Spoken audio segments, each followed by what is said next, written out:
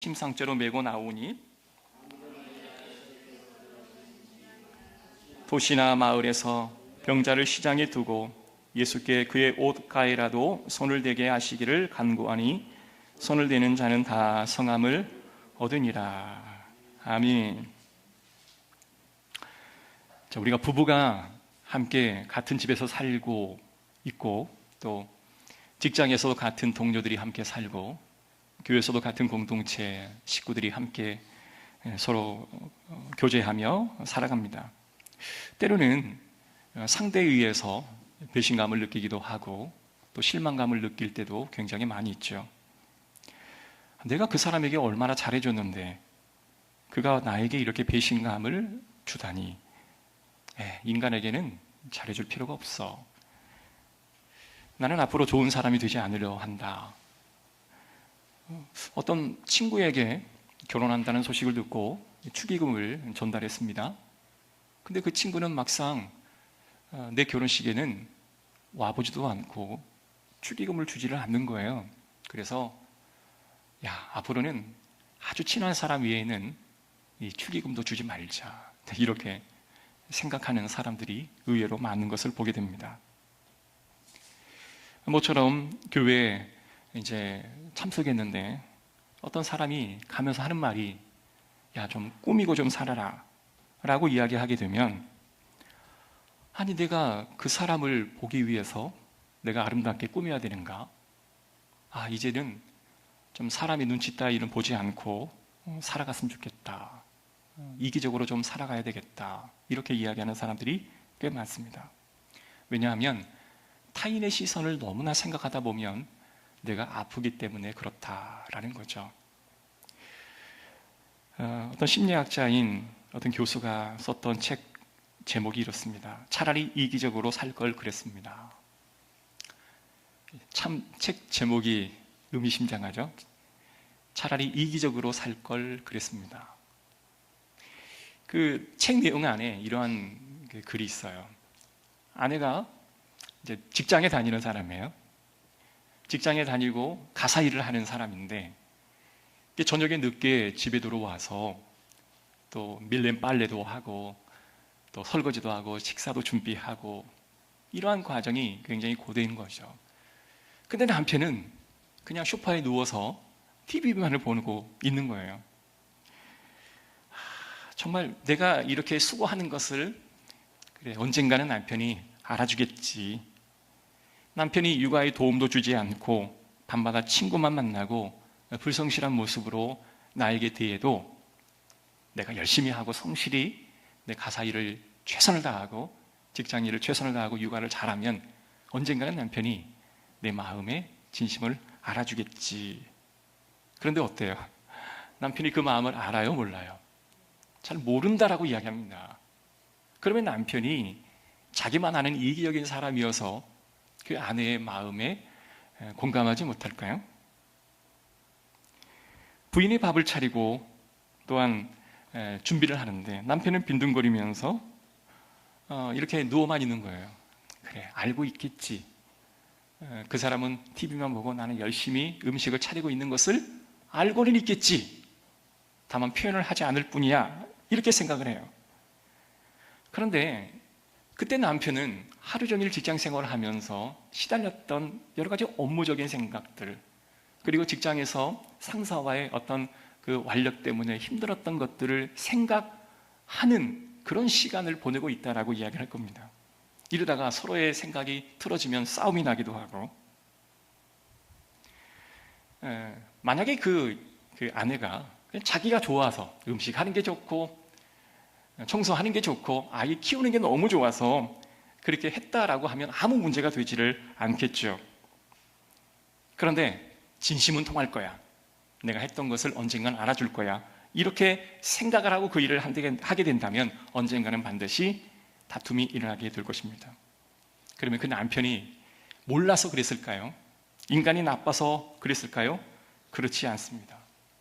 인간은 타인의 상황을 이해하고 또 타인의 상황을 모든 것을 받아줄 만큼 완벽한 사람은 없다라는 거죠. 그래서 책 마무리에는 사람들은 타인에 대해서 별로 관심이 없다, 이게 결론이에요. 그러니까 이분은 사람들은 다른 사람에게 대해서 관심이 있다라고 말은 할지라도 실질적으로 그에게 관심이 없다라고 이야기를 하는 겁니다. 때로는 타인의 노력에 대해서 알고는 있지만 그것을 평가절하하기도 하고 과소평가하려고 하는 의도가 마음속에 있습니다. 자신이 직접 하지 않고 보기만 하는 일을 제대로 평가하는 능력이 사람에게는 없는 것이죠. 그 사람의 행동과 결과를 알고 우리는 판단하고 우리는 행동하게 되어지는 것입니다. 그래서 세상을 너무 배려하다 보면, 다른 사람의 시선을 너무나 의식하다 보면 내가 힘드니 차라리 이기적으로 살아가는 것이 어떻겠냐라고 하는 이야기를 하는 것이죠. 순간순간 드는 실망감과 배신감, 그 아픔이 쌓이게 되면 사랑할 수 있는 용기가 잃어버려지기 때문에 이렇게 말을 하는 거예요. 여러분, 사람과 사람과의 관계도 이런데 사실 하나님과 우리 사람과의 관계는 어떠한지를 한번 살펴보기를 간절히 바랍니다. 구약에 보면 하나님이 인간을 향한 일방적인 짝사랑이 많이 기록되어 있습니다. 그런데 그 짝사랑을 주는 그 인간은 늘 하나님을 배신하고 하나님을 실망시켜 주었습니다. 에스겔 16장의 말씀 보면, 네가 태어나던 바로 그날에 사람들이 네 목숨을 철하게 여기고 너를 내다가 들판에 버렸다. 그때 내가 너의 곁을 지나가다가 핏덩이로 버둥거리는 너를 보고 핏덩이로 누워있는 핏두성이라도 사람만 있어다오. 이게 하나님 마음이에요. 그러니까 지치고 힘들고 배신당하는 그런 마음 속에서도 핏두성이가 되어 있을지라도 사람만 다오 라고 하는 게 하나님의 간절한 마음이라고 하는 것입니다. 사랑하는 만큼 하나님은 인간에 대한 실망한 마음도 큰 거죠. 만약에 하나님이 이기적인 마음을 가졌다면 인간을 포기할 수 있으셨겠지만 하나님은 결코 이기적인 분이 아니시기에 그러한 인간에 대한 포기를 할 수 없기에 하나님의 마음을 그들에게 전하기 위해 더 많은 것들을 생각하게 되어지는 것이죠. 그런데 하나님의 사랑의 극치는 그렇게 자신을 배반하고 자신에게 실망감을 주었던 그 이스라엘에게 그들을 구원할 수 있는 예수 그리스도를 그 민족 가운데서 허락하셨다라고 하는 것, 그것이 하나님의 놀라운 사랑의 최고봉인 줄로 믿습니다. 인간의 몸을 입고 그들과 똑같이 고통과 아픔과 환난을 경험하게 하시는 그 인간의 몸으로 보내주셨다라고 하는 사실, 그것이 놀라운 하나님의 은혜인 것이죠. 오늘 본문을 보다 보면 30절과 34절은 오병이어의 기적입니다. 보리떡 5개 물고기 2마리로 5,000명을 먹이셨던 사건과, 그리고 45절부터 보면 물 위를 걸으시는 기적의 사건이 나오고, 그리고 53절부터는 게네사렛 동네에 들어가 예수님이 행하신 일들이 기록되어 있습니다. 여러 가지 주제가 그 단락별로 기록되어 있지만 많은 사람들은 이 마가복음 6장을 기적의 장이다라고 부릅니다. 그런데 하나님께서 이 기적을 우리에게 보여주시고자 이 본문을 우리에게 소개하는 것일까요? 그 기적 안에 담겨있는 복음의 메시지가 있음을 우리는 알아야 합니다. 이 이야기를 하시는 이유는 우리가 흔히 관심을 두는 그 기적 사건 이면에 복음의 이야기가 숨겨 있음을 우리에게 전하고 계시는 것이고, 그 내용을 저와 여러분이 공유하기를 주님은 기대하고 계실 줄로 믿습니다. 마가복음 6장 34절에 있는 말씀을 보십시오. 예수께서 나오사 큰 무리를 보시고 그 목자 없는 양 같음으로 인하여 불쌍히 여기사. 여러분, 불쌍히 여기다라는 말, 스폴란코 리조마이라는 헬라어 말인데요, 이것은 창자가 끊어지다라는 그 느낌입니다. 창자가 끊어질 듯한 외상이 아닌 내상이 내가 입혀져서 그 마음 중심 깊은 곳에 엄청난 아픔과 고통이 있는 그 상황, 이게 바로 백성들이 보는 좀 도와주세요. 백성들이 지금 경험하는 그러한 상황들입니다. 지금 그들 가운데 지금 예수님 곁으로 다가왔던 많은 무리들이 있어요. 근데 그 무리들이 사실 예수님을 왜 따라다녔을까? 만약에 그들이 직장이 있고 그리고 살만하고 여유로운 삶을 살았더라면 전혀 예수님을 쫓을 이유가 없었습니다. 당시 예수님을 쫓았던 많은 무리의 사람들은 예수님이 메시아임을 알지 못하고 그들의 어려움과 그들의 고통을 치유하고 도와줄 분으로 여겼던 랍비로 여겼기 때문에 대다수의 많은 사람들은 가난하고 어렵고 병들고 힘든 사람들이 그 예수님의 뒤를 쫓았습니다. 아마 많이 가진 자, 부유한 자들은 야, 왜 저렇게 줏대 없이 예수님을 졸졸 따라다니나 이렇게 생각했을 수도 있겠죠. 그래서 예수님께서는 그들을 향하여 목자 없는 양과 같다라고 말씀을 하시는 겁니다. 여기 이 목자 없는 양이라는 이 표현은 구약에서 많이 등장하고 있는데요, 이 목자 없다라고 하는 이 표현 속에는 하나님의 긍휼하심의 표현이 그 안에 담겨 있다라는 거예요. 그러니까 창자가 끊어질 듯한 그 애타는 마음을 가지셨음이 바로 하나님이 이스라엘 백성들을 향한 그 마음이었다라는 것입니다. 그래서 예수님께서 그들을 먹이셨던 이 사건은 그들을 불쌍히 여기사라고 성경은 기록하고 있는 거죠. 마가복음 8장에도 칠병이의 사건도 동일하게 그들을 불쌍히 여기노라 하여서 이와 같이 행하셨다. 그렇다면 불쌍히 여기셨다라고 하는 것과 먹이셨다라고 하는 것을 우리는 잘 연결시켜야만 하는 것입니다. 여러분, 불쌍하기 때문에 먹이셨을까요? 불쌍하기 때문에 그들에게 단순히 한 끼의 식사를 대접했을까요? 여러분, 누군가에게 식사를 대접할 때 그를 불쌍히 여겨서 식사를 대접하나요? 예수님께서 그들에게 식사를 대접했다라고 하는 것을 불쌍히 여기다라고 하는 그 표현으로 다 담아내기에는 그 불쌍히 여기다라고 하는 그 안에 담겨진 하나님의 마음이, 주님의 마음이 너무 크다라고 하는 거예요. 그러면 불쌍히 여기시는 예수님이 느끼셨던 그 마음의 원동력은 과연 뭘까? 그걸 아는 것이 오늘 본문을 잘 이해하는 비결일 줄로 믿습니다. 다행히도 마태복음 4장 1절 이전의 말씀 보면 그때 예수께서 성령에 이끌리어 마귀에게 시험을 받으러 광야로 와사 나저로 금식한 후에 줄이신지라. 이 말씀은 하나님의 아들인 예수 그리스도께서 줄이셨다라는 표현입니다. 오늘로 보면 굶주려 배고파 죽을 지경이 되었다라는 표현이 줄이셨다라는 표현 안에 담겨 있는 거예요. 단순히 배가 고팠다라는 정도가 아니라 죽을 지경이 되었다라는 표현이라는 것입니다. 예수님께서 큰 무리가 그에게 달려오시는 것을 보시고 그들을 불쌍히 여겼다. 그 기적에는 신으로서 너희가 연약하여 내가 불쌍히 여기는 그런 고차원적인 이야기만 있는 게 아니라 예수님 본인 자체가 과거에 줄이셨던 기억이 있기 때문에 그 줄인 그 백성들의 마음을 이해하셨다라고 우리는 이해하는 것이 훨씬 더 현실적인 해석이 되어질 것입니다. 본인이 이 땅에서 줄이셨다. 여러분, 이게 복음이에요. 왜냐하면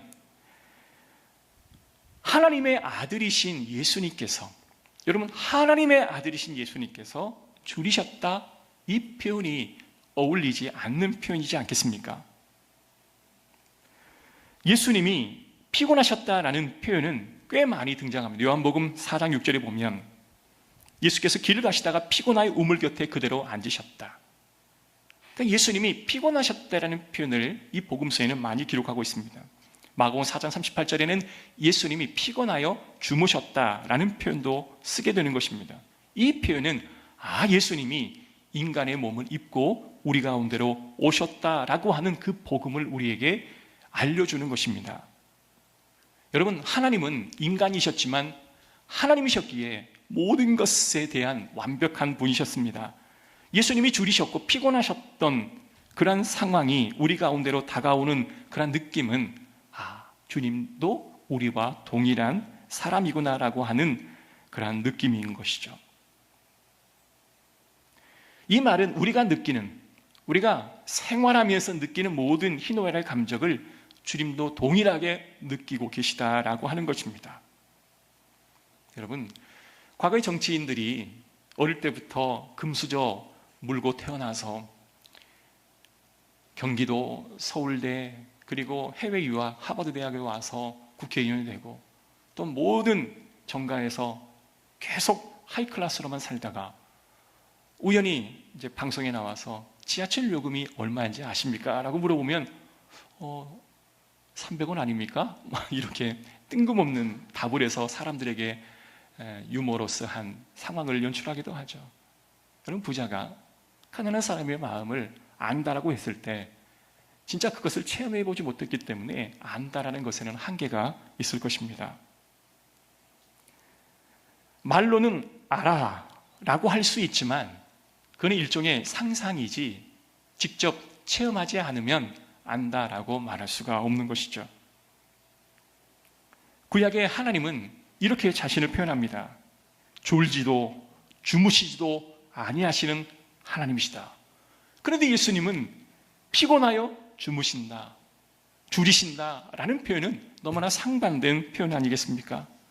왜 하나님께서 전지전능한 하나님의 아들인 예수 그리스도를 이 땅 가운데 보내셨는데 그들이 그 인간과 동일한 고통을 체감하게 하셨을까요? 그것은 바로 인간에게 사랑을 전해주고자 하는데 인간이 도무지 더 높은 하나님을 이해할 머리가 있지를 않는 거예요. 감이 오지를 않는 거예요. 그래서 하나님을 인간으로 보내시면서 그와 똑같은 위치에서 체험하게 하셨던 것이 바로 하나님의 은혜의 극치임을 우리는 알고 있는 것입니다. 오병이어의 사건이 바로 예수님이 줄이셨던 체험이 있기에 그 줄이심의 백성들의 마음을 이해하셨던, 그리고 그들에게 식사를 제공했던 그 사건으로 우리는 이 본문을 봐야 합니다. 이 화가 중에 반고흐라고 하는 화가가 있는데 이 사람이 그렸던 집시들의 야영지와 마차라는 그림이 있어요. 한번 집에 가셔서 인터넷을 검색해서 한번 봐보십시오. 들판에 마차가 있는데 그 주변에 집시들이 잔뜩 몰려있는 그 모습을 이 반고흐가 그림으로 그렸던 거예요. 여러분, 유화를 그렸는데 지금도 유화 물감과 캔버스가 그렇게 싸지 않습니다. 그러면 그때 당시에 이 물감과 캔버스가 얼마나 비쌌겠어요? 그런데 모든 사람들의 화가는 왕의 얼굴과 귀족들의 얼굴을 그려서 그것을 그들에게 팔고 대가를 받았습니다. 왜냐하면 그래야 타산이 맞거든요. 근데 이 반고는 그런 부자들의 얼굴과 그리고 화려하고 아름다운 풍경을 그려 그걸 팔기 위한 목적이 아니라 세상에 버려지고 불황자이고 떠돌이며 도둑질을 하는 사람이라고 오해받는 그 집시들의 그런 일상을 그려내었던 그 이유는 과연 무엇이었을까? 여러분, 지금도 미국에는 할렘가에 흑인들이 몰려있으면 미국 경찰이 이유도 없이 총을 쏜다고 하잖아요. 우리나라에도 동남아 계통의 노동자들이 때를 지어 물려다니면 왠지 기분이 좋지 않는 감정을 느끼는 그 이유와 동일한 감정이 아니겠습니까? 그때 당시도 집시들이 몰려다니면 저런 불황자들, 저 사람이 언젠가 우리 집에 와서 도둑질을 해갈 거야, 그래서 저 사람들을 멀리해야 돼 라는 마음을 갖고 있지 않았겠을까요? 근데 왜 반고흐는 그들에게 집중하고 그들을 위해 그림을 그렸을까요? 많은 그 해설자들이 평가하기를 반고흐의 삶이 그랬다라고 평가를 합니다. 그 누구도 반고흐를 찾아주지 않았습니다. 그 누구도 반고흐의 그림에 관심을 기울여 주지 않았다라는 거죠. 그래서 그가 그러한 고통을 경험하니 그 고통을 경험하는 사람들의 마음이 너무 공감이 되어지는 거예요. 그래서 그들의 그림을 그림으로 자신의 삶을 투영하는 것 같은 그러한 느낌을 받지 않았을까라는 것입니다. 그래서 우리가 공감한다라고 하는 이 표현은 그들의 경험을 함께하다라는 표현입니다. 사실 공감이라는 건 좀 우리가 조심해야 될 것들이 있어요. 왜냐하면 좀 겉으로 새는 말일지 모르지만 베데스다 연못가에 찾아오시는 예수님은 그 중에 유독 38년 된 병자에게 집중하십니다. 근데 안진뱅이가 그토록 무리동할 때 들어가지 못해서 애만 태우고 있다가 예수님이 그에게 치유를 허락하여 주시죠. 그리고 나음을 얻었습니다. 그리고 그 자리를 털고 일어나 자신의 무리 가운데로 돌아갔습니다. 단순히 예수님이 그들을 치유하시는 목적만 가지고 그에게 다가온 것이라고 한다면 왜 그곳에 있는 모든 사람들을 다 치료하지 않으시고 왜 유독 그 한 사람에게만 집중하셨을까? 사실 예수님은 그에게 치유하기 위한 1차의 목적이 아니었던 것입니다. 예수님은 하나님의 영광을 드러내기 위한 것이 1차의 목적이었습니다. 그리고 하나님의 영광을 드러내기 위해 가장 좋은 대상이 바로 그 사람이었던 거죠. 그래서 그 사람을 치료하심으로 하나님의 영광과 예수 그리스도의 복음을 증거했던 것이죠. 우리가 사람을 공감한다라고 하는 것을 말할 때 단순히 인간적인 차원에서의 공감만을 이야기하는 게 아니라는 거죠. 그 안에는 하나님의 복음이 들어가 있어야 하고 하나님의 위대하신 인간을 대한 사랑이 왜 시작되어지고 하나님 그들에게 원하시는 것이 과연 무엇인지를 우리는 다 이해해야만 하는 것입니다. 만약에 우리가 공감합시다 라고 말하면 그냥 공감만 잘해주면 되는 거죠. 그러나 공감 이면에 담겨있는 가장 중요한 것은 바로 하나님의 영광이라고 하는 것입니다. 세상은 집시를 도둑놈대로 보았습니다. 그러나 고우의 눈에는 그들이 도둑놈대로 보이지 않았습니다. 왜냐하면 그들을 도둑놈대로 인정하는 그 순간 자기 자신도 도둑놈대가 되어버리기 때문에 그렇습니다. 자신의 아픔이 있기에 그 아픔에 그들의 공감을 하고 그들의 아픔에 떨림이 있고 울림의 광명이 섰다라고 하는 거죠. 오병이어의 사건도 마찬가지입니다. 세상 사람들은 예수님을 따라다니는 많은 무리의 사람들을 별로 의미 있게 두지 않았습니다. 얼마나 지지로 못났으면 저렇게 피동적으로 예수님을 쫓아다니나, 겁 많고 유랑자며 떠돌이며 실패한 인생이라고 평가했을 수도 있을 것입니다. 그런데 예수님은 세상에 그렇게 많은 사람들을 만나면서 자신도 배고픔 경험이 있었기 때문에 그거를 함께 나누었고 그 안에 진정한 예수 그리스도의 복음이 무엇인지를 함께 심어주기를 원했다라고 하는 거죠. 어떤 그 마을에 이제 어느 한 직장인이 매일 같은 시간에 같은 길에 운전을 하고 왔었습니다. 근데 같은 시간에 항상 나가니까 같은 시간에 항상 나오는 할머니가 계셨던 거예요.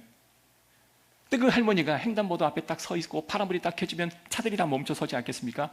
그러면 횡단보도를 딱 오더니 세워있는 그 차에, 승용차의 문을 막 두드리는 거예요. 그리고 막 뭐라 이야기를 하고 어떨 때는 다시 돌아가기도 하고 다시 와서 두드리다가 하면 타기도 하고 무슨 일일까? 무슨 이유일까? 궁금했습니다. 어느 날은 아침에 출근하는데 그 할머니가 자신의 차에게로 와서 두드리는 거예요. 그러고 나서 이렇게 이야기합니다. 어이 젊은이, 나 좀 어디로 가는 길인데 길이 맞는다면 태워주겠소? 라고 요청을 하는 겁니다. 히치하이킹을 하는 거예요. 젊은이들만 한다고 하는 히치하이킹을 이 할머니가 하는 거예요. 나중에 물어봤던 거죠. 이유를 알게 되었는데 이 할머니가 관절염이 너무 심해서 버스를 타게 되면 굉장히 많이 어려우니까 그냥 차에게 좀 부탁을 해서, 사람에게 부탁을 해서 얻어 타고 갔던 것이 효과적이라 생각해서 했던 거예요. 그리고 뒤에 차를 타고 앉는 순간 혹시 젊은이 질문 하나 해도 되겠어? 예, 하세요. 혹시 어머니가 살아 계시오? 그랬더니 네, 지금 시골에서 어머니가 혼자 계십니다. 내가 맞췄지? 그러는 거예요. 아니 어떻게 아셨어요? 그랬더니 대부분 나를 태워주는 분들은 어머니가 홀로 계시는 자녀들이 나를 태워주더라고요. 근데 그러한 어머니가 없는 분은 안 태워주더라고요. 그래서 내가 나를 태워주는 걸 보니 당신도 어머니가 지금 시골에 있는 것을 내가 알게 되었어 라고 이야기하는 겁니다. 여러분, 많은 것들을 생각하게 되어지는 거죠. 그래서 이분이 돌아오면서 바쁘다는 핑계로 고향에 한번 가지 못했는데 내가 한번 꼭 찾아뵈야 되겠다라고 하는 결단을 했다라고 하는 거죠. 여러분, 공감이라고 하는 것은, 누군가를 이해한다라고 하는 것은 같은 처지에 있는 사람만이 할 수 있는 겁니다. 하나님이 우리를 공감하십니다. 예수님이 우리를 공감하신다라고 하는 것은 말로만 하는 게 아니라 천지 창조했던 분이 우리와 함께 해주셨던 그 공감이 있기에 우리를 공감하신다는 말이 감동으로 다가오는 것이죠. 여러분, 그것이 바로 복음의 본질입니다. 하나님이 인간에게 느끼는 그 배신과 실망에도 불구하고 여전히 그 아들인 예수 그리스도를 이 땅 가운데 보내셔서 내가 너와 똑같은 배신과 실망감과 배고픔과 피곤함을 겪었다라고 하는 이 말이 백성들에게 그렇게 절절하게 다가올 수 있었던 것은 주님이 우리를 공감하신다는 게 바로 복음이기 때문에 그렇습니다. 공감하시는 예수님의 모습은 어때요? 31절에 보면 이르시되 너희는 따로 한적한 곳에 가서 잠깐 쉬어나 하시니 이는 오고 가는 사람들이 많아 음식 먹을 겨를도 없습니다. 예수님이 이러한 모습을 가지고 계시니 제자들도 당시 어려운 사람들과 힘든 사람들에게 찾아가 그들을 치료하고 복음을 전하기 시작했습니다. 근데 왜 그리 많은 사람들이 그 제자들을 따라왔는지 모르겠어요. 그런데 결국 그들이 예수님을 따라오기 위해, 예수님을 만나기 위해 제자들을 따라온 것이 아니었겠습니까? 그래서 예수님은 안식일에도 쉬지 못하고 병자를 고치셨고 여러 곳을 쫓아다니며 그들을 치유하셨던 거죠. 그러니까 바로 예수님은 자신이 쉬지 않고 어떠한 순간에도 이 공감하는 일들을 멈추신 적이 없다라고 이야기하는 것입니다. 복음서를 읽다 보면 예수님이 쉬셨다라고 말하는 대목보다 예수님이 일하셨다, 치유하셨다, 그들을 고치셨다라는 표현이 훨씬 더 많은 것은 바로 주님은 그들을 향하여 끊임없이 일하셨던 분이셨음을 우리는 알고 있습니다. 그런데 수없이 많은 사람들이 게네사렛 땅에 이르러 배에서 내리시는 사람이 예수인 줄 알고 엄청난 많은 무리의 사람들이 몰려왔었습니다. 만약에 예수님이 내가 피곤해서 난 도저히 못하겠다, 내가 다시 상황을 보고 그것을 하겠다라고 했다면 바로 예수님은 어떤 상황과 다가오는 사람들이 지위를 보고 응대하시는 분으로 많은 사람은 기억하실 것입니다. 왜냐하면 그런 분들에게 찾아가 봤자 별로 소용이 없기 때문에 예수님은 쉬지 않고 끊임없이 그들을 응대하셨고 그들과 공감하셨기에 수없이 많은 사람들은 그에게 달려와 주님을 만났던 거죠. 심지어 병든 자는 침상째로 들고 예수님을 찾아올 만큼 예수님은 그렇게 열려 계셨었습니다. 그리고 그들이 했던 말이 뭐냐? 그들에게 손을 대어지고 예수님의 몸에 손을 대는 일들을 허락하셨다는 거죠. 단순히 예수님은 하나님이시기 때문에 한 말씀만 선포하시면 그들의 병이 나을 수 있는 능력이 있는 분이셨습니다. 회당장 야율의 딸이 죽었던 것을 알고 예수님이 그에게 잔다라고 말씀하시잖아요. 마찬가지로 예수님은 말씀 한마디로 모든 걸 하실 수 있는 분이지만 그들의 몸에 손을 대셨던 놀라운 일들을 행하셨던 거죠. 부정한 자에게 정한 자가 손을 대면 그도 부정해진다라고 하는 율법의 교리를 무시하면서까지 그들에게 손을 대고 예수님의 몸에 손을 대는 걸 허용했던 것은 그들의 고통에 공감하시는 예수님이셨기에 그게 가능했던 거죠. 여러분, 그러한 주님을 만날 때 우리가 변화되는 것입니다. 진정 그러한 주님을 우리가 한번 체험할 때 우리의 생각과 가치가 완전히 바뀌어지게 되어지는 것이죠.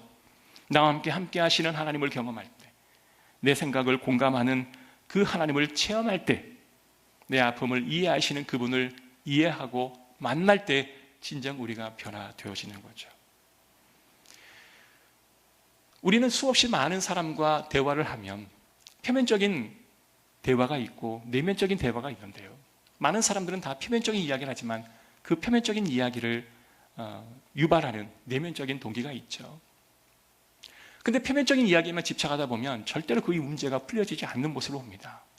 그러나 내면적인 동기를 조금씩 바라보다 보면 그 표면적인 문제가 해결되어지는 것을 보게 됩니다. 어느 한 유치원 다니는 아이가 너무 예의 바른 거예요. 그래서 유치원 선생님이 너무 아이가 이쁜 거예요. 여러분, 말 잘 듣는, 그리고 선생님의 가르침을 잘 따르고 하나를 가르쳐주면 둘을 이해하는 아이가 있다면 여러분 그 아이 사랑하지 않겠습니까? 교수님이 제자에게 어떠한 미션을 줬는데 그 미션을 잘 성취하게 되면 얼마나 그 제자가 사랑스럽고 이쁘겠습니까? 이러한 마음이 똑같이 이 유치원 선생님에게도 있었던 거죠. 그래서 저녁에 이제 오후가 되어서 그 학부모 엄마가 유치원에 와서 아이를 이제 픽업해 가려고 할 때 선생님이 그 엄마에게 말하는 거예요. 누구누구 어머니, 아이가 너무너무 이뻐요. 아이와 오랜 시간을 함께 하시고 그 아이에게 잘 양육을 하셨나 봐요. 부럽습니다. 저도 나중에 결혼하면 이와 같은 딸 낳고 싶어요. 이렇게 이야기를 했는데 어머니가 뜬금없이 무슨 말씀이세요? 저 하루 종일 직장에 일하고 아이와 함께 할 수 있는 시간이 정말 적거든요. 그래서 나는 항상 아이에게 미안하다라는 생각을 갖고 있었는데 선생님 우리 아이를 그렇게 인정해 주시니 정말 고맙습니다 라고 인사하고 돌아왔어요. 근데 그 선생님이 전화해서 무슨 이유가 있어요? 어떤 비결이 있어요? 했더니 선생님이 이제 선생님의 말을 듣고 엄마가 생각하다 나는 이런 말을 자주 해요. 첫 번째는 힘들었겠네요. 힘들었겠다 아이에게. 그러니까 이 아이는 하루 종일 유치원에서 6살짜리 아이가 힘들면 얼마나 힘들었겠습니까마는 세상의 경험을 못했던 아이이기 때문에 분명 어린이 입장에 볼 때는 아무것도 아니지만 그 아이의 입장에서 그게 굉장히 큰 힘들고 어려운 일이겠죠. 힘들었겠다. 그 말 한마디가 이 자녀는 엄마에게 듣기 좋은 가장 첫 번째 말이라고 고백합니다. 두 번째 말은 좋은 뜻이 있었겠다. 그러니까 엄마가 긍정적으로 네게 좋은 의도가 있어서 이와 같이 말을 했기 때문에 좋은 의도가 있었겠다. 좋은 뜻이 있었겠다. 이 말이 인정받음의 그런 욕구를 충족시키지 않겠습니까? 그리고 어떠한 질문을 하면 어떤 좋은 생각이 있을까? 어떤 좋은 일을 우리가 할 수 있을까? 이렇게 질문을 던지는 거예요. 그러니 엄마 이럴 때는 어떻게 해야 돼요? 그러면 엄마의 생각과 판단을 이야기하는 게 아니라 이럴 때는 이렇게 해야 돼. 저럴 때는 저렇게 해야 돼. 엄마가 아빠가 경험해 보니 이럴 때는 이렇게 하는 게 맞아. 엄마의 생각을 주입시키는 게 아니라 그러면 어떻게 하는 게 좋은 것이 될까? 너는 어떻게 생각하니? 라고 이야기하니 그때부터 자신의 어떤 생각의 날개를 펴서 그 일을 해결하려고 스스로 생각하지 않겠습니까? 그러니 그 아이는 더 행복한 거죠. 힘들었겠다. 좋은 뜻이 있었구나. 어떤 좋은 생각이 있을까? 여러분 짧은 이 세 단어로 하루 종일 함께 있지 않아도 그 아이는 엄청난 큰 능력을 얻게 되어지는 거죠. 하루 종일 함께 있다고 해서 부모의 좋은 느낌을 다 받는 건 결코 아닌 것입니다. 하나님이 백성들의 아픈 마음을 공감하신다라고 하는 것이 얼마나 대단할까. 그것이 절절히 느껴지면 예수님이 배고프셨고 예수님 외롭고 예수님이 실망하시고 예수님이 힘드셨던 것들이 우리가 느껴지게 될 줄로 믿습니다. 여러분 사랑받는다는 경험 가운데 살아가시기를 간절히 소원합니다. 우리가 사랑받고 있다. 이러한 주님이 우리를 사랑하고 계시다. 여러분 이것이 내 안에 없다면 우리는 사랑하기가 굉장히 어렵죠. 서두에 책 제목에 이기적으로 살아라. 배신하고 실망당하니 차라리 너 자신만 보고 살아라.